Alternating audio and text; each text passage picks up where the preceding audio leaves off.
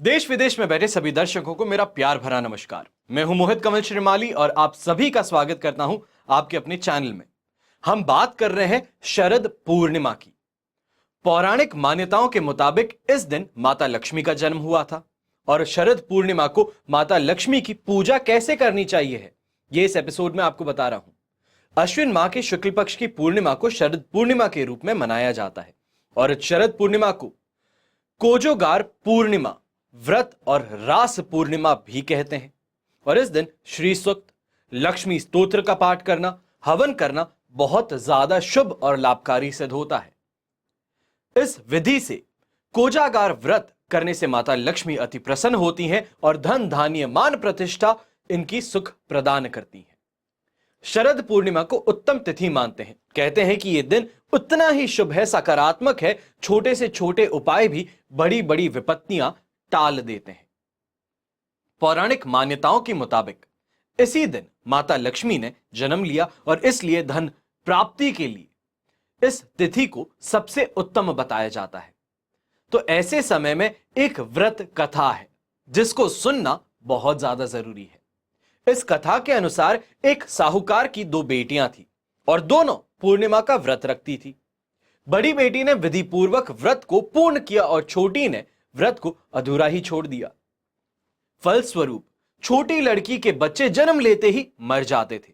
एक बार बड़ी लड़की के पुण्य स्पर्श से उसका एक बालक जीवित हो गया और उसी दिन से यह व्रत विधि पूर्वक पूर्ण रूप से मनाया जाने लगा।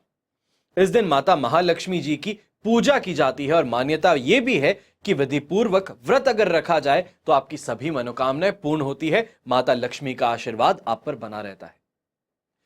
अब एक सबसे बड़ी बात है, अक्सर कई लोगों ने यह भी बोला कि शरद पूर्णिमा पर खीर का क्या खेल है। यह खीर का खेल जो है वो आपको समझा रहा हूं। व्रत रख करके विधि विधान से लक्ष्मी नारायण का पूजन करना और रात में खीर बना करके उसे रात में खुले आसमान के नीचे रखना ताकि चंद्रमा की चांदनी का प्रकाश खीर पर पड़े। दूसरे दिन सुबह स्नान करके खीर का भोग अपने घर के मंदिर में लगाएं और कम से कम 3 ब्राह्मणों को खीर प्रसाद स्वरूप आप जरूर बांटें। तो अपने परिवार में खीर का प्रसाद भी आपको बांटना चाहिए और इस प्रसाद को ग्रहण करने से अनेक प्रकार के रोग शांत हो जाते हैं, छुटकारा प्रदान करते हैं। अब विज्ञान क्या कहता है, क्योंकि कई मेरे ऐसे भाई बहन भी होंगे जो कहेंगे कि ये उल्टी सीधी बातें करना बंद कर दो। तो यहां पर आपको साइंटिफिक प्रूफ भी बता देते हैं। शरद पूर्णिमा की रात को चंद्रमा यानी कि चांद जो है हमारी धरती के बेहद करीब होता है और इसलिए चंद्रमा के प्रकाश में मौजूद रासायनिक तत्व सीधे सीधे धरती पर गिरेंगे। खाने पीने की चीजें खुले आसमान के नीचे रखने से चंद्रमा की किरणें सीधे उन पर पड़ती हैं, जिससे विशेष पोषक तत्व खाद्य पदार्थ में मिल जाते हैं जो हमारी सेहत के लिए बहुत ज्यादा फायदेमंद होते हैं। अब शरद पूर्णिमा से जुड़ी हुई कुछ 5 मान्यताएं हैं, वो समझना जरूरी है। शरद पूर्णिमा को लेकर श्रीमद् भगवद गीता में लिखा गया है कि इस पूर्णिमा की रात भगवान कृष्ण ने ऐसी बांसुरी बजाई थी कि सारी गोपियां उनकी ओर खींची चली आई थी। शरद पूर्णिमा की इस रात को महारास या फिर रास पूर्णिमा भी कहते हैं। अब दूसरी मान्यता, शरद पूर्णिमा पर इस रात धन की देवी यानी कि लक्ष्मी माता ने आकाश में विचरण करते हुए कहा था कि को जागृति। संस्कृत में को जागृति का अर्थ है कौन जगा हुआ है। ऐसा माना जाता है कि जो भी शरद पूर्णिमा की रात को जगा रहेगा माता लक्ष्मी की कृपा उस पर बरसेगी। इसलिए ही शरद पूर्णिमा को कोजागार पूर्णिमा भी कहते हैं। तीसरी मान्यता, कहा जाता है कि इस दिन माता लक्ष्मी का जन्म हुआ था, तो इसीलिए शरद पूर्णिमा के दिन भारत के बहुत से हिस्सों में माता लक्ष्मी की पूजा अर्चना की जाती है, मंत्र जाप किया जाता है। शरद पूर्णिमा की रात्रि में श्री सूक्त और लक्ष्मी सूक्त के साथ विष्णु सहस्त्र नाम का पाठ करने वाले पर लक्ष्मी जी की विशेष कृपा रहती है। माता लक्ष्मी को मनाने का मंत्र क्या है? ओम श्रीम ह्रीम श्रीम कमले कमलालये प्रसीद प्रसीद श्रीम ह्रीम श्रीम महालक्ष्मीये नमः। कुबेर को मनाने का मंत्र क्या है? ओम यक्षाय कुबेराय वैश्रवणाय धन धान्यधिपतये धन धान्य समृद्धि में देही दापे स्वाहा। अब शरद पूर्णिमा के दिन कुंवारी लड़कियां भी मनपसंद जीवन साथी के लिए व्रत रखेंगी। खासकर ओडिशा में यह माना जाता है कि शरद पूर्णिमा को कुमार पूर्णिमा भी कहते हैं। तो ये मान्यता वहां पे है कि कुंवारी लड़की भगवान कार्तिकेय की पूजा करती है और शाम को चांद निकलने के बाद में व्रत खोलती है। माना यह भी जाता है कि इस रात की बनी खीर को खुले आसमान में रखने के बाद में खाने से चर्म रोग, अस्थमा, दिल की बीमारी, फेफड़ों की बीमारी और आंखों की रोशनी से जुड़ी जो परेशानी है, इससे भी राहत मिलती है। अब मुद्दे की बात कर लें कि राशि पर आज के दिन यानी कि शरद पूर्णिमा पर राशि अनुसार आपको क्या उपाय करना है कि आपकी जो कामनाएं हैं वो पूरी हो। सबसे पहले बात होगी मेष राशि की। तो शरद पूर्णिमा पर मेष राशि वालों को कन्याओं को खीर जरूर खिलानी चाहिए और चावल को दूध में धो करके बहते पानी में बहाना चाहिए। ऐसा करने से सारे कष्ट दूर होते हैं। वृषभ राशि वालों के लिए अब यह समझना जरूरी है कि वृषभ राशि में चंद्रमा उच्च का होता है। तो वृषभ राशि शुक्र की राशि है और राशि स्वामी शुक्र प्रसन्न होने पर भौतिक सुख सुविधाएं प्रदान करते हैं।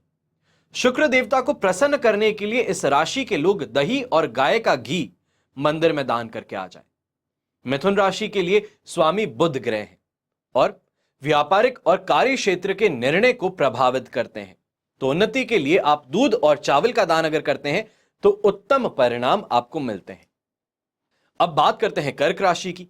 तो जैसे कि कहते हैं कि मन का स्वामी चंद्रमा है जो कि आपकी राशि स्वामी भी है और इसलिए आपको तनाव मुक्त और प्रसन्न रहने के लिए मिश्री मिला हुआ दूध मंदिर में दान करना है। अब बात करेंगे सिंह राशि की। तो आपके राशि के स्वामी सूर्य भगवान है और शरद पूर्णिमा के अवसर पर धन प्राप्ति के लिए मंदिर में जाकर के गुड़ का दान करना है। ऐसा करने से आर्थिक स्थिति में सुधार देखने को मिलता है। फिर बात आती है कन्या राशि की। तो शरद पूर्णिमा के पवित्र पर्व पर आपको अपनी कन्या राशि के अनुसार 3 से 10 वर्ष तक की कन्याओं को भोजन में खीर खिलानी सबसे ज्यादा लाभकारी सिद्ध होती है। फिर बात आती है तुला राशि की। तो शुक्र का विशेष प्रभाव आपकी राशि पर पड़ता है। तो तुला राशि के लोग धन और ऐश्वर्य के लिए धर्म स्थानों पर यानी कि मंदिरों में दूध, चावल और शुद्ध घी का दान करें। वृश्चिक राशि में चंद्रमा नीच के होते हैं। तो सुख शांति और संपन्नता के लिए आपको अपनी राशि के स्वामी मंगलदेव से संबंधित वस्तुएं, कन्याओं को दूध और चांदी ये दान करनी चाहिए। बात हो धनु राशि की। तो राशि स्वामी गुरु है और इस समय गुरु स्वराशि में है और चंद्रमा के साथ स्थित होकर के गजकेसरी योग का निर्माण भी कर रहे हैं। इसलिए धनु राशि जो है, शरद पूर्णिमा के अवसर पर आपको कोई भी दान करना हो, इस दान से आपको 100 गुना ज्यादा लाभ मिलता है। तो ऐसे में क्या दान करेंगे? चने की दाल को पीले कपड़े में रख करके मंदिर में दान कर दीजिए। आपकी जो भी इच्छा है वो पूरी हो सकती है। फिर बात आती है मकर राशि की। तो आपके राशि के स्वामी शनि देव हैं और गुरु की 11वीं दृष्टि आपकी राशि पर है जो कि शुभ है। लेकिन आपको शनि की 7.5 भी चल रही हैं। तो ऐसे में बहते पानी में चावल बहाना, काले तिल बहाना, ये उपाय करने से आपकी मनोकामनाएं पूरी होती हैं। फिर बात होती है कुंभ राशि की। तो कुंभ राशि के लोगों का राशि स्वामी शनि देव है। तो आपकी राशि के लिए शनि की 7.5 भी चल रही है और शरद पूर्णिमा पर शनि के उपाय करेंगे तो आपको खास तौर पे लाभ मिलेगा। सबसे पहले अंधे जो होते हैं, दृष्टिहीन जिन्हें कहते हैं, उनको भोजन दीजिए। काला कंबल, उड़द की दाल के बड़े बना करके अगर आप दान कर सकते हैं तो ये भी करेंगे, या तो फिर काले चने जो होते हैं या जिसे हम कहते हैं देसी चने जो हैं, वो भिगा करके मछलियों को खिलाइए। यह आपके लिए बहुत ज्यादा शुभ साबित होगा। अब बात होती है मीन राशि की। तो शरद पूर्णिमा के अवसर पर मीन राशि में पूर्ण चंद्रोदय होगा, इसलिए सुख, ऐश्वर्य और धन की प्राप्ति के लिए आप ब्राह्मण भोजन करवाएं, सफेद वस्तु या तो फिर चांदी का दान करें। यह अति शुभ सिद्ध होगा आपके लिए। ये आप सभी राशि अनुसार क्या उपाय करने चाहिए। शरद पूर्णिमा पर खीर का खेल क्या है, यह सुनकर के मुझे भी बहुत अच्छा लगा था कि खीर का खेल क्या है। तो यह भी आपको बता दिया। मान्यता क्या है यह भी आपको बता दी। तो शरद पूर्णिमा की कथा क्या है यह भी बताया हूं। ऐसी जानकारी को शेयर करने से शर्म नहीं करनी चाहिए। जिनके साथ में बैठते हैं, जो दोस्त हैं, परिवार वाले हैं, उनके साथ में इसको जरूर बांटिएगा, क्योंकि फायदा स्वयं का हो उससे कुछ नहीं होता।